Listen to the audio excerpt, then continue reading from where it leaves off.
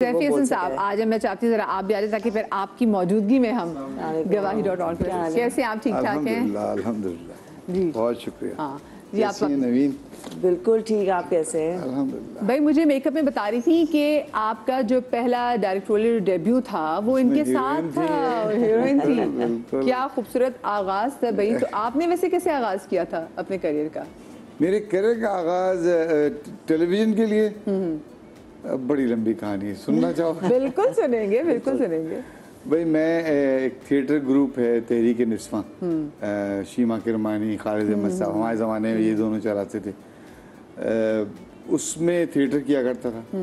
तो एक UNDP का एक प्रोग्राम आया था which was called portrayal of women in media, जो कि एक 5 साल का प्रोग्राम था। लेकिन उसका शुरू में उन्होंने थिएटर के ऐसे लोग जो औरतों की बहबूद के लिए काम कर रहे थे, इसमें सानिया थे, शाहिद शफात थे, इत्शामुद्दीन थे, मैं था, आशा साकिब थी जो मानी की बड़ी बहन, और भी 1-2 लोग कोयटा से भी थे। हम लोगों को ले जाके उन्होंने PTV अच्छा, वैसे उन्होंने अपने मानी की बड़ी बहन को वैसे दूसरे ड्रामास में आज तक नहीं देखा। ठीक है, हमने आप जानती नहीं उनको, ये जानती नहीं होंगी। लेकिन मुझे लगता है थिएटर के थ्रू एक अच्छे पर्पस के थ्रू वो काम ऑलरेडी कर रही थी। थिएटर तो बहुत खवातीन की बहबूद के लिए भी, जैसे हम बात करें गवाही.org, वो भी बड़ी जबरदस्त चीज़ थी। तो हम सब ने फिर PTV एकेडमी से UNDP ने ऑर्गेनाइज किया एक कोर्स, जिसके कोर्स कोऑर्डिनेटर थे असलम अजहर साहब, जो PTV के बानी थे एक्चुअली, और PTV के फादर ऑफ PTV कहलाते हैं वो, अल्लाह उन्हें गरीक रहमत करे। तो बस वहाँ से सिलसिला शुरू हुआ और फिर तो अल्लाह मियाँ ने हाथ पकड़ लिया, वरना मैं स्कूल टीचर था एक। जी जी, आप स्कूल टीचर, आपके कुछ स्टूडेंट्स कहते हैं कि आप बड़े सख्त टीचर भी थे। ये आपको याद है जब लास्ट हमारे शो में आए थे? मेरे एक्टर्स भी यही कहते हैं कि बड़े सख्त डायरेक्टर हैं, हालांकि मुझे नहीं लगता कि मैं वो सख्ती करता। अच्छा, मुझे तो नहीं पता था कि आप सब, मेरे साथ तो सख्त नहीं थे बिल्कुल नहीं, बिल्कुल भी नहीं। उस जमाने में तो यही सख्त थे हमारे साथ। अच्छा, मुझे बताएं कि जब आपने शुरू किया था डेब्यू में, तो उस वक्त जैसे आप कहते हैं कि एक्टर्स जो हैं वो बड़ा टफ टाइम देते हैं, तो क्या उस टाइम पे भी जो हमारे लीड एक्टर थे वो टफ टाइम देते थे? मुझे तो नहीं लगता कि आज भी एक्टर्स टफ टाइम देते हैं। नहीं, एक्टर्स तो बहुत बड़े कमिटेड लोग होते हैं मेरे ख्याल से, और बड़ा मुश्किल काम है जो हम कर रहे होते हैं। हमें दिन में 8-8 सीन करने होते हैं, जो कि हरगिज़ आसान मतलब आप बड़े कमिटेड, मतलब आपके जो बड़े लकी हैं इस मामले में कि जो आपके एक्टर्स हैं वो टाइम पर पहुंचते हैं, या फिर आप ऐसे एक्टर्स को लेते ही नहीं अपने प्रोजेक्ट्स में जिनके टाइम का थोड़ा बहुत इश्यूज होते हैं? कुछ ना कुछ फिल्टर आउट तो हो जाते हैं। जैसे अगर किसी के साथ कोई डिसिप्लिन के इश्यूज होंगे तो ऑटोमेटिक फिल्टर आउट हो ही जाएंगे। मतलब वो उनको मैं नहीं, मुझसे बड़े बड़े डायरेक्टर्स मौजूद हैं, वो लेना छोड़ देते हैं। एक्चुअली चॉइस तो प्रोडक्शन हाउस की होती है, एक्टर्स की चॉइस मेनली प्रोडक्शन हाउस की होती है। अगर किसी का डिसिप्लिन का बहुत बड़ा मसला होगा तो वो सबसे ज़्यादा नुकसानदेह होगा प्रोडक्शन हाउस के लिए। मतलब जो काम 3 दिन में होना है वो 4 दिन में होगा, तो वो 1 दिन का एक्स्ट्रा खर्चा वो क्यों बर्दाश्त करेंगे? ट्रू। तो वो ऑटोमेटिकली कट जाते हैं। लेकिन ये कि बाज़ एक्टर्स हैं जिनके लिए हम करते हैं, बर्दाश्त भी करते हैं, जो बहुत अच्छे एक्टर्स हैं।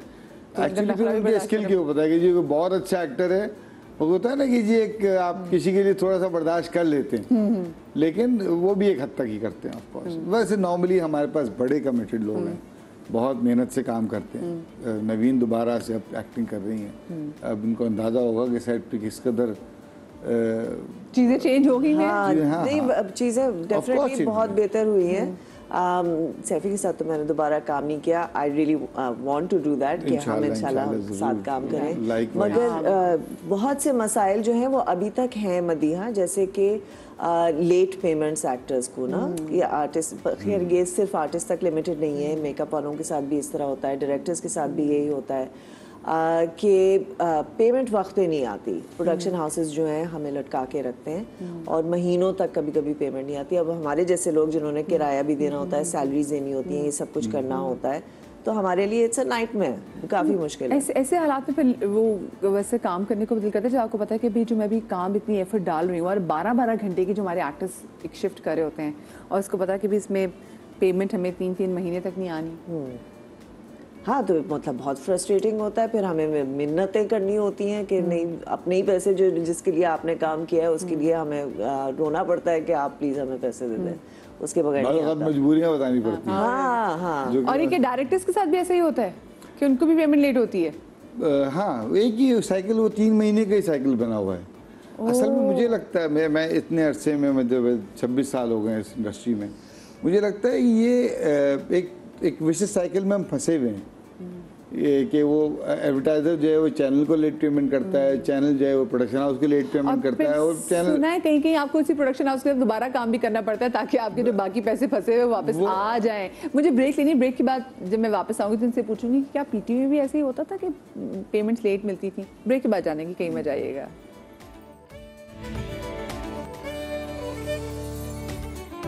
Welcome back after the break. Naveen Naqvi और सैफी हसन साहब हमारे साथ मौजूद है और इनके साथ मैं खेलूंगी बोर्ड गेम, और मुझे बड़ी एक्साइटमेंट इनके साथ खेलने में क्योंकि हमने यूजुअली इनको ऐसी गेम्स खेलते हुए नहीं देखा हुआ।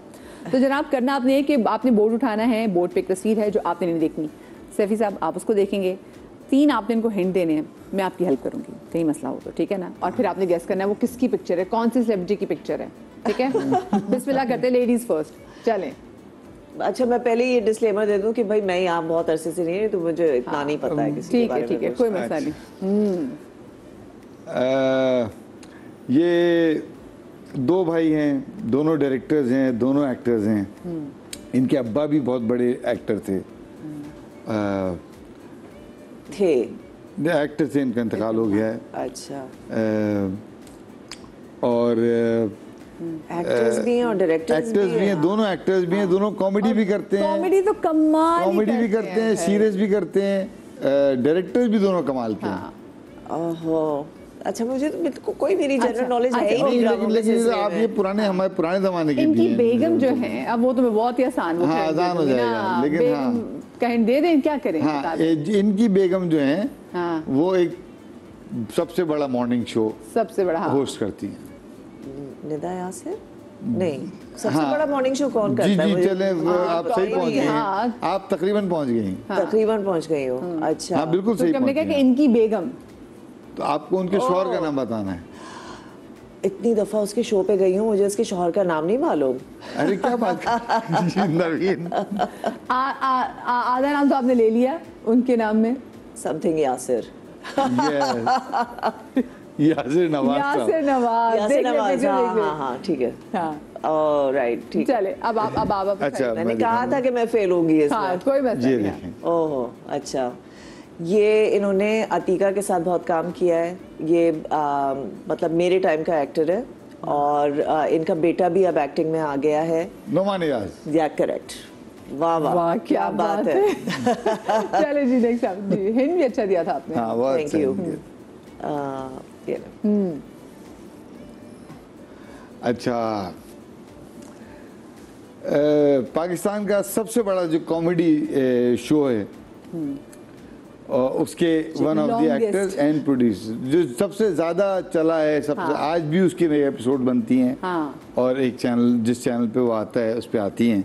सिटकॉम है, सबसे लंबा सिटकॉम, अभी भी सबसे मशहूर भी कह सकते हैं, आराम से कह सकते हैं आप।